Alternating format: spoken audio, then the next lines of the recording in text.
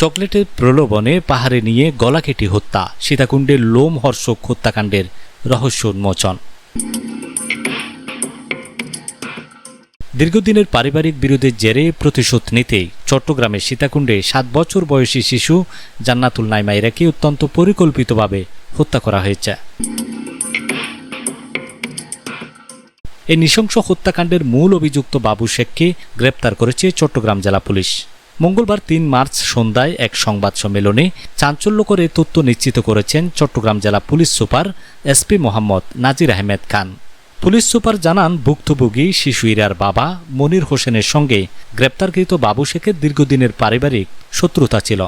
সেই পুরনো বিরোধের প্রতিশোধ নিতেই 7 বছরের শিশু ইরাকে হত্যার লক্ষ্যবস্তু বানান বাবু শেখ।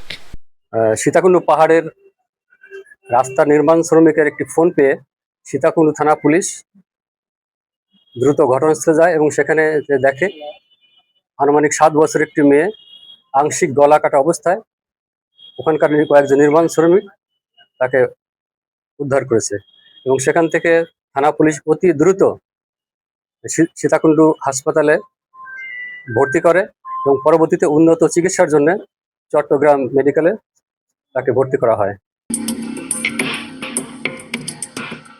প্রাথমিক জবানবন্দির বরাতে পুলিশ জানায়, গত রবিবার 1 মার্চ সকালে পূর্ব পরিকল্পনা অনুযায়ী চকলেট কিনে দেওয়ার প্রলোভন দেখিয়ে বাড়ি থেকে ইরাকে ডেকে নিয়ে যান বাবু শেখ। এরপর তাকে কুমিরা থেকে বাসে করে সীতাকুণ্ড বাস স্ট্যান্ড এবং পরে পায়ে হেঁটে নির্জন পাহাড়ি এলাকায় নিয়ে যাওয়া হয়। সেখানে তাকে ধর্ষণের চেষ্টা করেন অভিযুক্ত।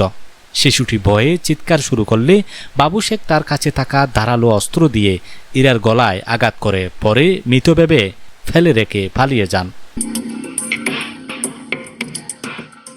ওই দিন দুপুর 1:30টার দিকে সীতাকুণ্ড পাহাড়ের একটি নির্মাণাধীন সড়কে কর্মরত শ্রমিকরা গলা কাটা অবস্থায় শিশুটিকে পড়ে থাকতে দেখে থানায় খবর দেন।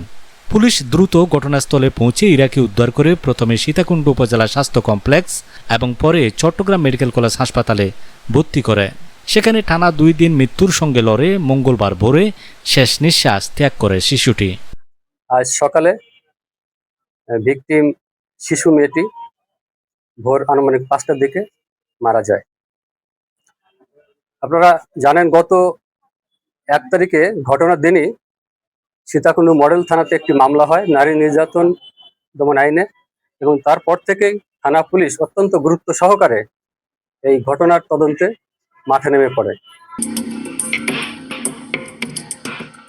হত্যাকাণ্ডের পর রহস্য উদ্ঘাটনে মাঠে নামে পুলিশ।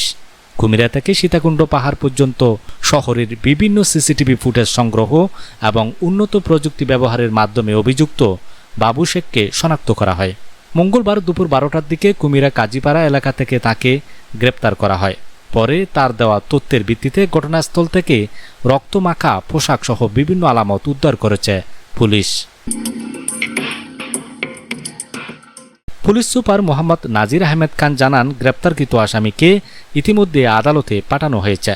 এই জঘন্য হত্যাকাণ্ডের সুষ্ঠু বিচার নিশ্চিত করতে মামলার পরবর্তী আইনগত কার্যক্রম গুরুত্বের সঙ্গে প্রক্রিয়াধীন রয়েছে। বাবু শেখকে আমরা আজকে 12টার দিকে কুমিরা থেকে আটক করেছি।